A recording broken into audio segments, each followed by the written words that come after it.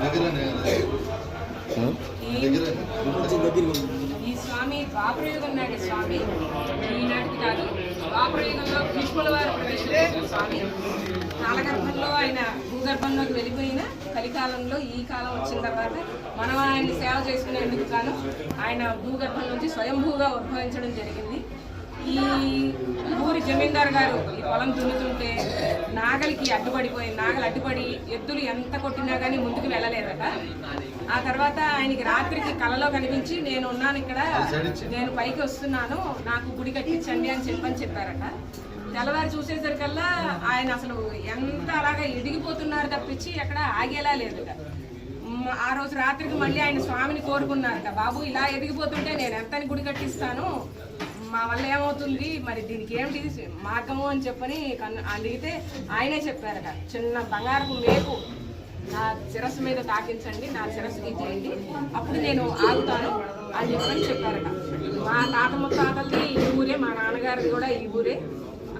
ఆయన చెబుతూ ఉండేవారు అనమాట. స్వామి చాలా మహిమగల ఆయన, అసలు ఎవరికి ఏ కష్టం వచ్చినా కానీ ఆయన తీరుస్తూ ఉండేవారు. మా చిన్నతనంలో నేను అభిషేకం చేయడానికి కూడా అందనంత ఎత్తుండేవారు ఆయన అని చెప్తుండేవారు. అమ్మవారు కూడా సంతానం లేని వాళ్ళు వచ్చి కలగడానికి ఆవిడకి పశువుకం పెట్టుకోవడం, పళ్ళలో వేయడం కోరుకుంటే సంతానం కలిగేదట. కాక చిన్న నంది ఒకటి ఉండేదట, కదులుతూ ఉండేదట ధ్వజస్తంభం ముందు మా నాన్నగారి తనంలో.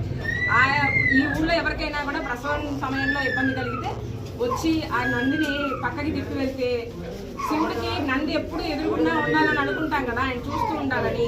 ఆ చూసే నంది పక్కకి తిరిగేసరికి ఆయనకి ఏంటి నన్ను చూసే నంది ఇలా పక్కకి తిరగడం ఏంటి, ఆయనకి ఏం కష్టం అయింది అని చెప్పని చూసి ఊర్లో ఎవరికి కష్టం వచ్చింది అని ఆయన చూసేవారట.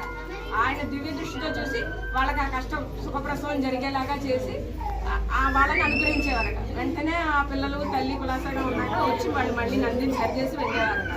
మరి ఆ నంది కూడా ఉండేదని చెప్పేవారు మా నాన్నగారు. నంది విషయం కూడా ఈ పెద్ద నంది కూడా చాలా మంచి ఇది. ఆయనకి సేవ చేసుకుంటే కనుక అన్ని కష్టాలు ఉండకుండా ఉంటాయి. శనగలు అవి కట్టడం కానీ అలాంటివి చేసుకోవడం మంచిది అని చెప్తూ ఉండేవారు. శనగలు కట్టడం వల్ల ఈశ్వరుడు కూడా చాలా మహిమగల శివాలయం, ద్వాపరయుగం నాటి శివాలయం. ఇది ఈనాటిది కాదు, చాలా యుగాలు గడిచిపోయి ద్వాపరయుగం తర్వాత కూడా మనం వచ్చేసరికి చాలా లక్షల సంవత్సరాలు అవుతున్నాయి కదా. ఈ కలియుగంలో స్వయంభూగా ఆయన వెలిశారు. గాంగేయేశ్వర స్వామి భీష్ముల వారి ప్రతిష్ట ఈ శివాలయం. ఈనాటిది కాదు.